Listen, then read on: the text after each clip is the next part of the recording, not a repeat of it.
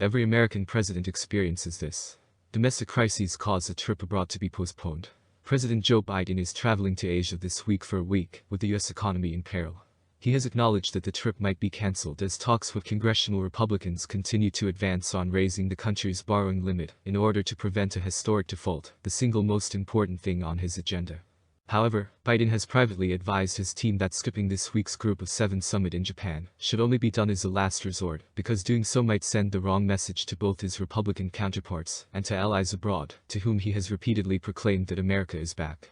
During a press briefing on Monday, John Kirby, a spokesman for the National Security Council, stated, "We're planning to conduct this trip as scheduled. Look, events at home and abroad can affect travel on any presidential trip, regardless of where he goes or when. However, there are currently no plans to cancel, shorten, or otherwise alter the trip." Even if Biden's trips to Japan, Papua New Guinea, and Australia go forward, the impending debt default will still cast a shadow over his efforts to forge important connections and re-establish American leadership. An already unstable global economy would feel the effects of an American default. World leaders already have their own reservations about Biden's economic policies, which they claim are overly protectionist, as they enter the negotiations. His team is still acting as though the trip is still taking place, because they have not yet created detailed backup plans for it. Foreign officials have so far stated that they anticipate seeing Biden in Japan later this week. Biden would most likely still take part virtually even if he decided to miss this week's G7, according to aides. Over the course of the conflict in Ukraine, the G7 has met in this manner numerous times, frequently ending with new sanctions. Biden values face-to-face meetings, especially with influential figures like those who will be congregating in Hiroshima later this week. The leaders seated around the table reacted with some skepticism when he declared that American leadership was returning during his first G7 meeting in 2021, which was held on the Cornish coast. For the first time, American debt exceeds $17 trillion. Biden's trip this week will be his first overseas excursion since announcing his re-election in April. His aides plan to use the image of his presidential stamina gained from a grueling, multi-stop swing through Asia to allay concerns about his advanced age. Republicans have been demanding spending talks in exchange for raising the country's borrowing limit, and some Biden aides are concerned that abandoning his travel plans in favor of staying in Washington might appear to be a concession to them. Others, who are watching the debt ceiling standoff from afar and harboring their own worries about the stability of American politics, wonder what message would be sent to world leaders. The White House has made it clear that the consequences of a U.S. default on its debts would go far beyond just financial ones. A possible U.S. default, in Kirby's opinion, would certainly have a detrimental effect from a national security perspective.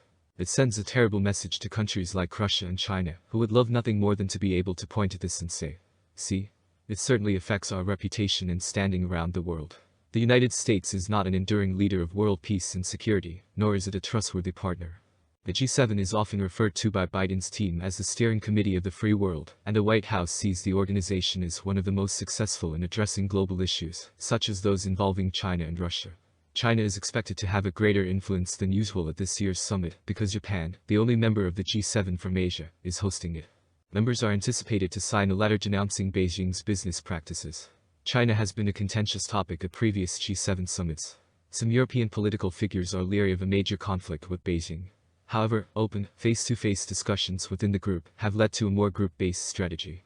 An elderly American citizen from China was given a life sentence for espionage. After Biden meets with congressional leaders on Tuesday at the White House, any decision to skip the summit is likely to be made later this week. The president and his team will learn from that meeting how far apart the two sides are, and whether staying in Washington would advance the negotiations. The president will still be reachable by phone if negotiations pick up while he is away, according to aides. Biden declared on Sunday that he still intended to travel to the G7 this week. He said, as he cycled through Rehoboth Beach in Delaware, "That's my plan as it stands now." A second leaders' summit in Australia and the first ever presidential visit to Papua New Guinea on Biden's itinerary, both remained uncertain. It was still possible to travel straight from Japan to the US without stopping in either of those nations. But that might also make it difficult for Biden to approach significant figures, as he seeks to strengthen regional cooperation.